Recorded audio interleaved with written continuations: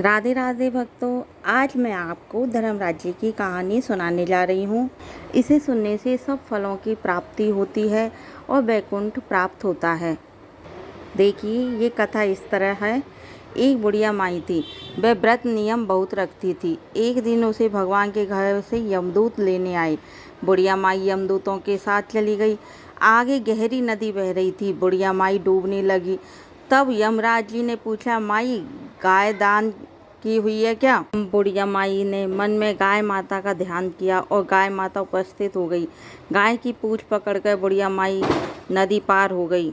आगे गई तो काले कुत्ते खाने दौड़े। यमराज जी ने पूछा, कुत्ते को रोटी दी है क्या? बुढ़िया माई ने मन में कुत्ते का ध्यान किया तो कुत्ते चले गए। आगे चली तो काले कोई बुढ़िया माई को चोंच मारने लगे। तब यमराज जी ने कहा, ब्राह्मण की बेटी को सिर में तेल लगाने को दिया है कि नहीं? बुढ़िया माई ने ब्राह्मण की बेटी को याद किया तो कौओं ने चोंच मारना छोड़ दिया। आगे गई तो पैरों में कांटे चुभने लगे। तब यमराज जी ने कहा, चप्पल दान की है क्या? बुढ़िया माई ने याद किया तो चप्पल पैरों में आ गई। आगे चली तो चित्रगुप्त जी ने यमराज जी से कहा, आप किसको ले आए हो? तब यमराज जी ने कहा, बुढ़िया माई ने दान पुण्य तो बहुत किया है, परंतु धर्मराज जी का कुछ नहीं किया, इसलिए आगे के द्वार बंद हैं। तब बुढ़िया माई बोली, मुझे 7 दिनों के लिए धरती पर जाने की आज्ञा दो। 7 दिनों तक कहानी सुनकर उद्यापन करने के बाद वापस आ जाऊंगी। बुढ़िया माई धरती पर वापस आ गई। पूरे गांव में खबर फैल गई कि बुढ़िया माई भूतनी का रूप धारण करके आ गई।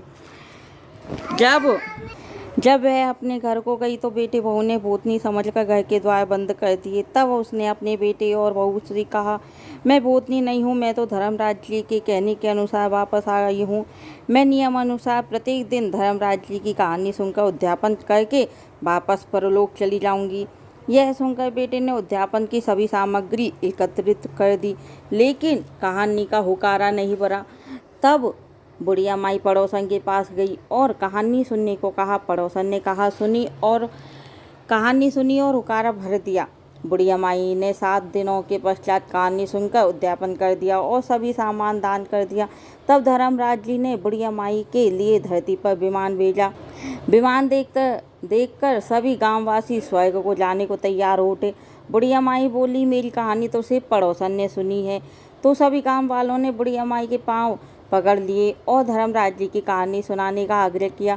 कहानी सुनने के पश्चात सभी विमान में बैठकर स्वर्ग को पहुंचे। तो धर्मराज जी ने कहा, मैंने तो सिर्फ बुढ़िया माई के लिए विमान भेजा था, पर यहाँ तो सभी गांववासियों एकत्रित हो गए। तब बुढ़िया माई ने कहा, मेरी कहानी इन सब ने सुनी है, इसलिए आधा पुण्य इनको भी दो। तब धर्मराज जी ने सभी गांववासियों को स्वर्ग में बांट दिया। सो हे धर्मराज जी महाराज, जैसे बुढ़िया माई को स्वर्ग का वास दिया, वैसे सभी कहने सुनने हुकारा भरने वाले को स्वर्ग का वास दो। बोलो धर्मराज जी महाराज की जय। भक्तों, मेरी ये कथा अगर आपको पसंद आई हो तो प्लीज़ मेरे चैनल को सब्सक्राइब करें और इसे लाइक और शेयर करें। Thank you.